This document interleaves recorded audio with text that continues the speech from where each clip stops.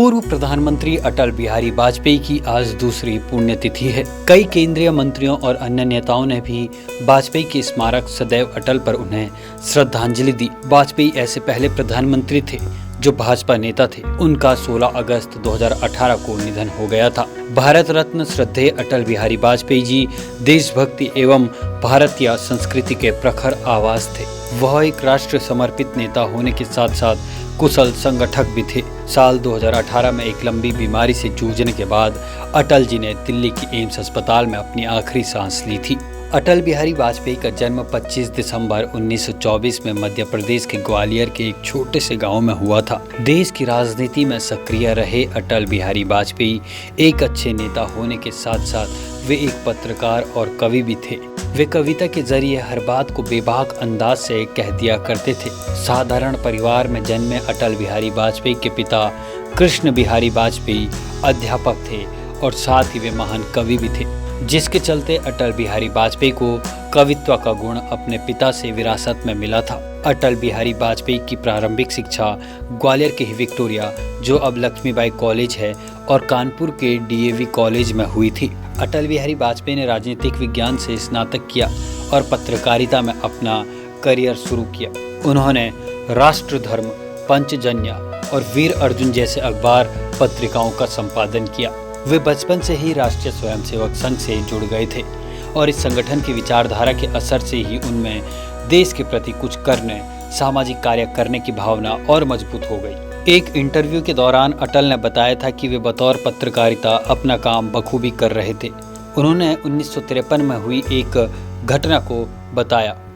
भारतीय जनसंघ के नेता डॉक्टर श्यामा प्रसाद मुखर्जी कश्मीर को विशेष दर्जा देने के खिलाफ थे। जम्मू कश्मीर में लागू परमिट सिस्टम का विरोध करने के लिए डॉक्टर मुखर्जी श्रीनगर चले गए। परमिट सिस्टम के मुताबिक किसी भी भारतीय को जम्मू कश्मीर राज्य में बसने की इजाज़त नहीं थी। यही नहीं, दूसरे राज्यों के किसी भी व्यक्ति को जम्मू कश्मीर में जाने के लिए अपने साथ एक पहचान पत्र लेकर जाना अनिवार्य था। डॉक्टर मुखर्जी इसी का विरोध कर रहे थे। वे परमिट सिस्टम को तोड़कर श्रीनगर पहुंच गए थे। इस घटना को एक पत्रकार के रूप में कवर करने के लिए वाजपेयी भी उनके साथ गए थे। वाजपेयी ने इंटरव्यू में बताया था कि पत्रकार के रूप में मैं उनके साथ था। वे गिरफ्तार कर लिए गए, लेकिन हम लोग वापस आ गए। डॉक्टर मुखर्जी ने मुझसे कहा कि वाजपेयी जाओ और दुनिया को बता दो कि मैं कश्मीर में आ गया हूं बिना परमिट के। इस घटना के कुछ दिनों बाद ही नज़रबंदी में रहने वाले डॉक्टर मुखर्जी की बीमारी की वजह से मौत हो गई। इस घटना से वाजपेयी काफ़ी आहत हुए। उन्होंने इंटरव्यू में कहा था, मुझे लगा कि डॉक्टर मुखर्जी के काम को आगे बढ़ाना चाहिए।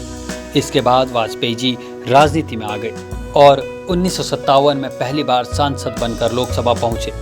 अटल जी राजनेता और कवि दोनों के रूप में आज भी लोगों के दिलों में बसे हुए हैं। अटल जी कहते थे कि समाचार पत्र खरीद कर पढ़ें, मांग कर नहीं। उनका कहना था कि जब हम खाना मांग कर खाना पसंद नहीं करते, हम मांगा हुआ कपड़ा पसंद नहीं करते, तो हम मांगा हुआ अखबार पढ़ने से संकोच क्यों नहीं करते हैं। उनका कहना था कि समाचार पत्रों की बिक्री होना जरूरी है। समाचार पत्र घाटे में न चले, इसका प्रबंधन भी बहुत ही आवश्यक है। अटल बिहारी वाजपेयी ने प्रधानमंत्री के रूप में 3 बार देश का नेतृत्व किया।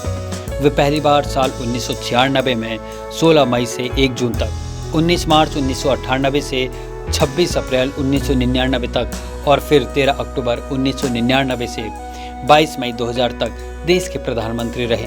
1994 में यूएन के एक अधिवेशन में पाकिस्तान ने कश्मीर पर भारत को घेर लिया था। उस दौरान प्रधानमंत्री नरसिम्हा राव ने भारत का पक्ष रखने के लिए नेता प्रतिपक्ष अटल बिहारी वाजपेयी को भेजा था। वहां पर पाकिस्तान के नेता ने कहा था कि कश्मीर के बगैर पाकिस्तान अधूरा है, तो जवाब में वाजपेयी ने कहा कि पाकिस्तान के बगैर हिंदुस्तान अधूरा है।